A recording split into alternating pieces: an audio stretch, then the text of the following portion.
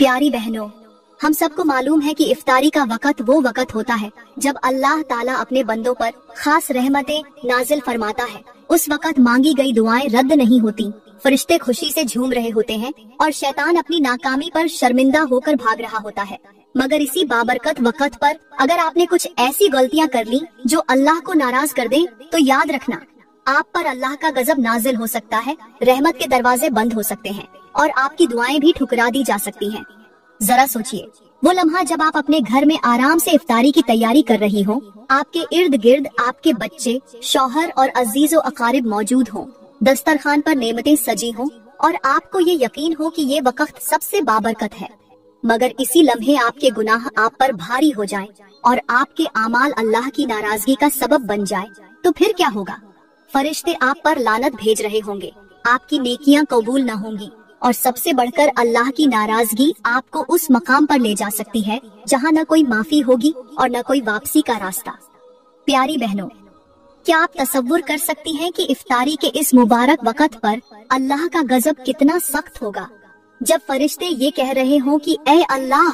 ये वो औरत है जिसने अपनी जबान से दूसरों को तकलीफ दी, जो अपनी जबान से लोगों का दिल दुखाती रही, जो इफ्तारी के वक़्त भी अपनी बदजबानी से बाज न आई, और वो औरत जिसने अपने शौहर की नाफरमानी की, जिसने अपनी औलाद को गुनाह के रास्ते पर लगाया, जो अपनी सास ससुर को बुरा भला कहकर इफ्तारी के वक़्त अल्लाह की रहमत से महरूम हो गई, और वो तीसरी औरत जो इफ्तारी के वक़्त भी अपनी पड़ोसन से हसद और जलन में मुबतला रही, जिसने इफ्तारी की बरकतों को भुलाकर दिल में बुग़्ज़ और नफरत को पालते हुए अल्लाह के गजब को दावत दी। याद रखना,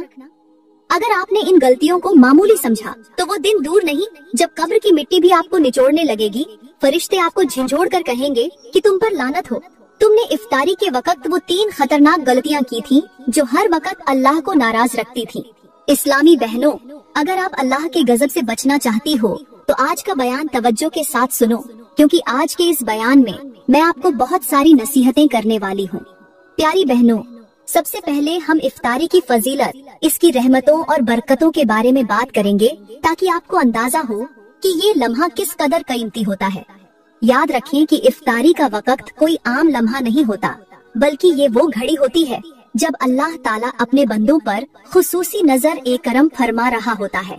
ये वो लम्हा है जिसमें आसमान के दरवाजे खोल दिए जाते हैं, जन्नत के दरवाजे कुशादा कर दिए जाते हैं, रहमतें जमीन पर ऐसे बरसती हैं जैसे आसमान से नूर का समुंदर उतर रहा हो। इस लम्हे फरिश्ते रब से गिड़गिड़ाते हैं कि ऐ अल्लाह, जो बंदा आज तेरे लिए रोजा रखकर इफ्तार कर रहा है उसकी मगफिरत फरमा दे। मगर याद रखना बहनों,